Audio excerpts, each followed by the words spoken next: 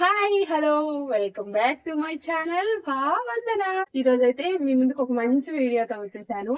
చాలా రోజుల నుంచి అనుకుంటున్నాను చెయ్యాలని. ఈ రోజు అయితే మా అమ్మ చెప్పైతే చేపల ఫిష్ కర్రీ చేపించబోతున్నాను. మామూలు చేపల పులుసు కాదండి, నెల్లూరు చేపల పులుసు చాలా బాగుంటది. మేము ఎలా చేసుకుంటామో మీకైతే ఒకసారి చూపించేస్తాను.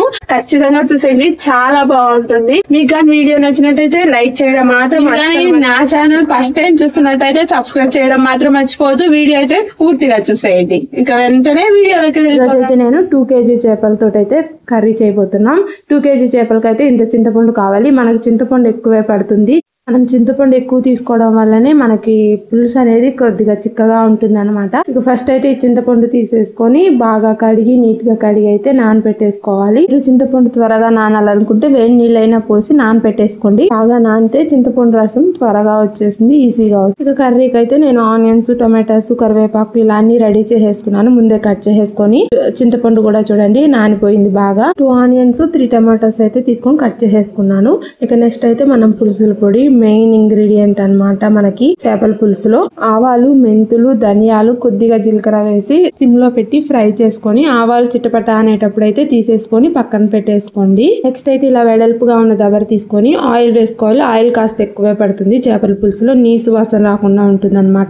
దాంతో తిరగమాత గింజలన్నీ వేసుకొని దాంతో పాటు కాస్త మెంతులు కూడా వేసుకొని ఫ్రై అయిన తర్వాత అయితే ఇలా ఆనియన్స్ వేసుకొని మంచిగా గోల్డెన్ బ్రౌన్ కలర్ వచ్చేంత వరకు బాగా వేయించుకోవాలి. మనకి చేపల పులుసులోనే కాదు, ఏ కర్రీలో అయినా ఆనియన్స్ బాగా గోల్డెన్ బ్రౌన్ కలర్ వచ్చేంత వరకు వేయించుకున్నామంటే ఆ కర్రీ టేస్టే చాలా బాగుంటుంది. ఎప్పుడైనా అలానే వేయించుకోవాలి. చూడండి, ఇలా బాగా ఫ్రై అయిన తర్వాత అయితే మనము కాస్త కరివేపాకు వేసేసుకోవాలి. పులుసులంటే కరివేపాకు మస్ట్ అండ్ షుడ్, చాలా టేస్ట్ ఇస్తుంది అనమాట. ఫ్లేవర్ అనేది తెలుస్తుంది.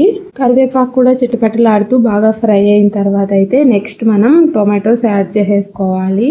ఆనియన్స్, టొమాటోస్ క్వాంటిటీ అనేది మీ ఇష్టం. మీకు కర్రీ పులుసు ఎక్కువ కావాలి అనుకుంటే మీరు ఎక్కువ ఆనియన్స్, టమాటోస్ వేసి చేసుకోండి. అప్పుడైతే మనకి పులుసు ఎక్కువ వస్తుంది అనమాట. చేపల పులుసు ఆ రోజు తినేదానికంటే నెక్స్ట్ డే చాలా బాగుంటుంది. మేమైతే ఖచ్చితంగా నెక్స్ట్ డే ఉంచుకుంటాం అనమాట. అంత బాగుంటుంది, అంత ఇష్టం కూడా మాకు. ఇంకా మేమైతే ఈ క్వాంటిటీలో వేసి చేసుకుంటున్నాం. మీకు ఎలా నచ్చితే అలా చేసుకోండి. ఇక టమాటోస్ బాగా ఫ్రై అయ్యే లోపు అయితే చింతపండు పులుసుని రెడీ చేసేసుకుందాం. మనం నానబెట్టుకున్న చింతపండు నుంచి ఇలా చెత్తంతా తీసేసి చింతపండు రసం తీసుకున్న తర్వాత రుచికి తగినంత ఉప్పు, పసుపు కూడా ఎక్కువే పడుతుంది.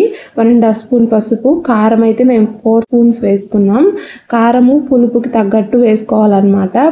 పుల్లగా అనిపించకూడదంటే మనకు కారం వేసుకుంటే రెండిటికి సెట్ అయిపోతుంది అనమాట. ఇంకా బాగా మిక్స్ చేసేసుకోవాలి. మనము చింతపండు రసం తీసేటప్పుడు కూడా ఎక్కువ వాటర్ వేసేసుకోకూడదు. కొద్దిగా ఇలా చిక్కగా ఉండేటట్టే వేసేసుకోవాలన్నమాట. మనం ఎక్కువ వాటర్ వేసుకున్నామంటే మనకు చింతపండు పులుసు అనేది పల్చగా వస్తుంది. మనకు గాని చిక్కగా రావాలంటే ఇలా కొద్దిగా వాటర్ వేసుకొని చేసుకోవాలన్నమాట. కొద్దిగా అన్నానని మరీ కొద్దిగా కాదు, మనకి ఎంత పులుసు కావాలో అంత వరకు మనం వాటర్ వేసుకోవాలన్నమాట. ఇలా అన్ని నీట్ గా మిక్స్ చేసేసిన తర్వాత మాకైతే మేము కలిపిన చింతపండు ఈ క్వాంటిటీలో ఉందన్నమాట. ఇంకా నెక్స్ట్ అయితే ఈ లోపు చూడండి టొమాటోస్ బాగా ఫ్రై అయిపోయాయి. ఇలా ఫ్రై అయిపోయిన టొమాటోస్ ని కొద్దిగా గరిటెతో అలా స్మాష్ చేసుకోవాలన్నమాట. బాగా మనం టొమాటోస్ బాగా ఫ్రై అయ్యాయా లేదా అని ఎలా తెలుసుకోవాలంటే మనం ఇలా ఫ్రై చేసిన తర్వాత ఆయిల్ అనేది పైకి ఇలా తేలాలన్నమాట. మనకి ఇలా పైకి తేలిందంటే మనకైతే టమాటోస్ బాగా ఫ్రై అయినట్టు. ఇక నెక్స్ట్ అయితే మనం పులుసు యాడ్ చేసేసుకోవడమే. చూడండి ఆయిల్ అయితే ఎలా బాగా పైకి తేలిందో. ఇంకా మనం ముందుగా కలిపి పెట్టుకున్న చింతపండు పులుసుని అయితే దీంతో యాడ్ చేసేసుకోవాలి. నేను ఇంకా ఎటువంటి ఉప్పు కానీ పసుపు కానీ ఏమి యాడ్ చేయలేదు టమాటోస్ లో కానీ ఆనియన్స్ లో కానీ. డైరెక్ట్ గా నేను చింతపండు పులుసులోనే మిక్స్ చేసేసుకొని ఇలా యాడ్ చేసేసుకున్నాను. మనం అన్ని ఇలా మిక్స్ చేసుకున్న తర్వాత ఎంత పులుసు అవుతుంది, ఎంత చిక్కగా ఉందనేది అయితే మనకు అర్థమైపోతుంది. నెక్స్ట్ అయితే మనకి చేపలన్నీ మునగాలి కదా, మీకు అవసరమైతే ఇంకొన్ని వాటర్ కూడా యాడ్ చేసేసుకొని ఉప్పు, కారం అన్నీ సరిపోయాయో లేదో ఈ టైంలో ఒకసారి చూసుకోండి. మీకు కానీ ఏదన్నా సరిపోయినట్టు అనిపించకపోతే ఈ టైంలో యాడ్ చేసేసుకోవచ్చు. ఉప్పు కానీ కారం కానీ, పుల్లగా అనిపిస్తే కారం యాడ్ చేసుకోండి, ఉప్పు తగ్గితే ఉప్పు యాడ్ చేసుకోండి. ఇలా అయితే మూత కాస్త సైడ్కి పెట్టుకొని అయితే ఆవిరి కాస్త బయటికి పెట్టేటైతే బాగా ఉడికించుకోండి. ఇంకా ఇలా చూసుకొని ఉప్పు మీకు ఏ తగ్గితే అలా యాడ్ చేసేసుకోవాలన్నమాట. మాకైతే ఉప్పు తగ్గిందని కాస్త ఉప్పు వేసుకున్నాము. ఇంక ఇలా బాగా ఉడికిన తర్వాత చూడండి పులుసు అయితే ఎంత కలర్ఫుల్గా ఉందో కదా, చాలా బాగుంటుంది. ఆ స్మెల్కే మనకి తినేయాలనిపించేస్తుంది, అంత బాగుంటుంది అనమాట. ఇలా పులుసు అంతా బాగా ఒక 5 to 10 minutes బాగా కుక్ చేసుకున్న తర్వాత అయితే ఇక ఫిష్ పీసెస్ని యాడ్ చేసేసుకోవడమే అనమాట. ఇలా యాడ్ చేసేసుకుంటున్నాము. ఇక ఏంటంటే మనం ఫిష్ వేసిన తర్వాత అస్సలు గంట పెట్టి కలిపెట్టకూడదండి.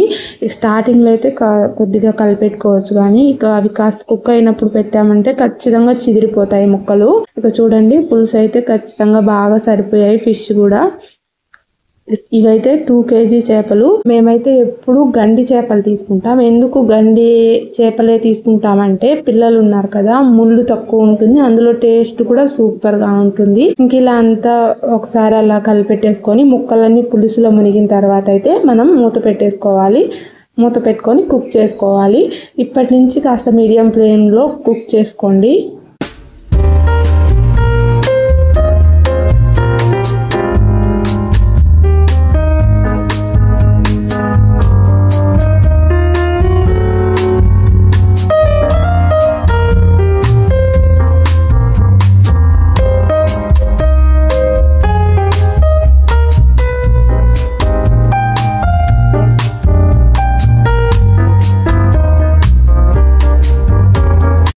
ఈ ఫిష్ కర్రీ కుక్ అయ్యేలోపు మనం ముందుగా వేయించి పెట్టుకున్నాం కదా, వీటిని అయితే పొడి చేసేసుకుందాం.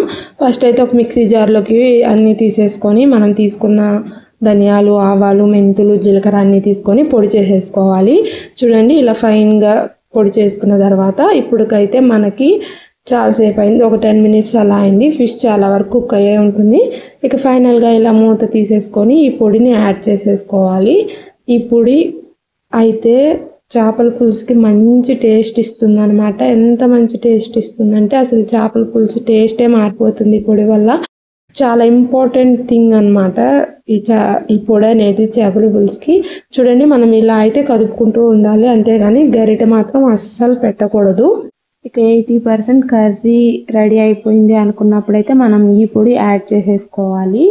ఇక అయితే యాడ్ చేసేసుకున్నాం. చూడండి మేమైతే చేసిన పొడి వేసేసాము. ఈ పొడి ఎక్కువైనా వేసుకొని ఉంచుకోవచ్చు, మనం ఏ పులుసులో వేసుకున్నా టేస్ట్ అయితే చాలా బాగుంటుంది. ఇంక ఇలా పొడి కూడా వేసుకొని నీట్గా ఇలా తిప్పేసుకోవాలన్నమాట. చెప్పాను కదా గరిటె మాత్రం అస్సలు పెట్టకూడదు, చేపలు ఊరికే స్మాష్ అయిపోతాయి. ఫైనల్గా ఈ స్టేజ్లో ఉన్నప్పుడు ఒకసారి ఉప్పు చూసుకోండి. ఉప్పు ఏదైనా తగ్గినట్టు అనిపిస్తే ఇప్పుడు యాడ్ చేసేసుకోవచ్చు. ఇక అయితే ఇలా పొడి యాడ్ చేసిన తర్వాత గ్యాస్ని లో ఫ్లేమ్లో పెట్టేసేయండి. లో ఫ్లేమ్లో పెట్టి ఒక 5 minutes అలా ఉంచండి చాలు, ఎక్కువసేపు అవసరం లేదు. ఇక ఫిష్ అయితే అర్థమైపోతుంది కదా కుక్ అయితే. ఇక ఇలా సిమ్లో పెట్టుకొని 5 minutes ఉడికించేసిన తర్వాత చూడండి కర్రీ అయితే చాలా బాగా మంచి స్మెల్ అయితే వస్తుంది అనమాట. మనం పొడి వేసాం కదా, అసలు సూపర్గా రెడీ అయిపోయి ఉంటుంది. చూడండి మాకు పులుసు కూడా ఎంత చిక్కగా వచ్చిందో. ఇక ఫైనల్గా ఏముంది, కొత్తిమీర యాడ్ చేసేసుకోవాలి. ఇంక ఇలా తిప్పుకుంటూ మనమైతే చూసుకోవాలన్నమాట రెడీ అయిందా లేదా అని.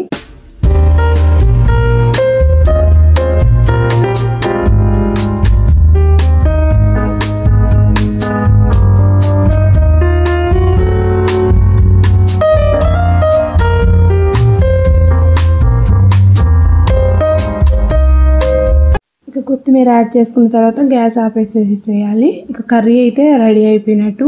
కర్రీ చూడండి ఎంత కలర్ఫుల్గా వచ్చిందో. మేము వాడిన కారం కూడా బయట కారం తెచ్చిన కారం కాదు, మేమైతే ఇంట్లోనే మిరపకాయలు ఆడించి చేసి పెట్టుకున్న కారం. ఇంకా బయట కారం అయితే ఇంకా చాలా కలర్ఫుల్గా ఉంటుంది. చూడండి మొత్తానికి మన ఫిష్ కర్రీ అయితే రెడీ అయిపోయింది. నెల్లూరు చేపల పులుసు స్మెల్ అయితే సూపర్గా వస్తుంది, చాలా టేస్టీగా ఉంటుంది. ఖచ్చితంగా ఒకసారి అయితే మీ ఇంట్లో ట్రై చేయండి, మీకైతే ఖచ్చితంగా నచ్చుతుంది. ఇక ఈ వీడియో అయితే మీకు నచ్చిందనే అనుకుంటున్నాను. ఈ వీడియో కానీ మీకు నచ్చినట్టయితే ఇలాంటి మరెన్నో వీడియోస్ కోసం please like, share and subscribe to my channel భావందన. ఖచ్చితంగా ఈ వీడియో కానీ మీకు నచ్చినట్టయితే లైక్ చేయడం మాత్రం అస్సలు మర్చిపోవద్దు. ఎందుకంటే ఈ వీడియో లైక్ చేయడం వల్ల ఇంకా చాలామందికి వీడియో రీచ్ అయ్యే అవకాశం ఉంది కాబట్టి అడుగుతున్నాను. Okay bye bye, thanks for watching.